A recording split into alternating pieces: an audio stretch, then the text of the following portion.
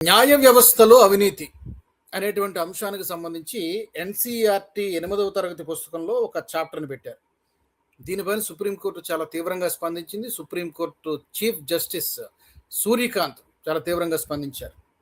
ఆయన ఏమంటున్నారంటే, ఇది న్యాయ వ్యవస్థపై ఉద్దేశపూర్వకంగా లోతుగా పాతుకుపోయినటువంటి ఒక అటాక్ లాగా, దాడిలాగా కనిపిస్తోంది అని సుప్రీంకోర్టు చీఫ్ జస్టిస్ మాట్లాడారు.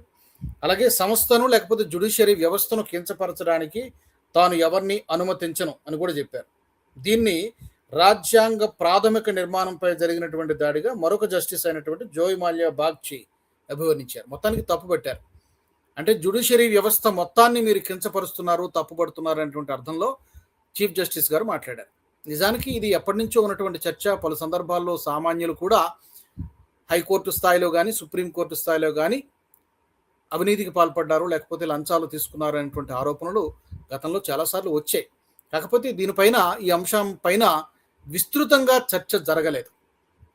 మరి ఇప్పుడు ఎన్సీఈఆర్టీ 8వ తరగతి పుస్తకంలో పాఠ్యాంశంగా చేర్చడంతో సుప్రీంకోర్టు చీఫ్ జస్టిస్ మండిపడింది. చాలామంది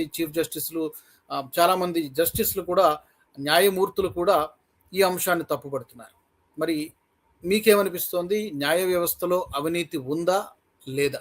నిజానికి మంచి, చెడు, పాజిటివ్, నెగిటివ్ అన్ని రంగాల్లో ఉంటాయి, అన్ని వ్యవస్థల్లో కూడా ఉంటాయి. జనరలైజ్ చేసి మాట్లాడడం అనేటువంటిది సరైనటువంటిది కాదు.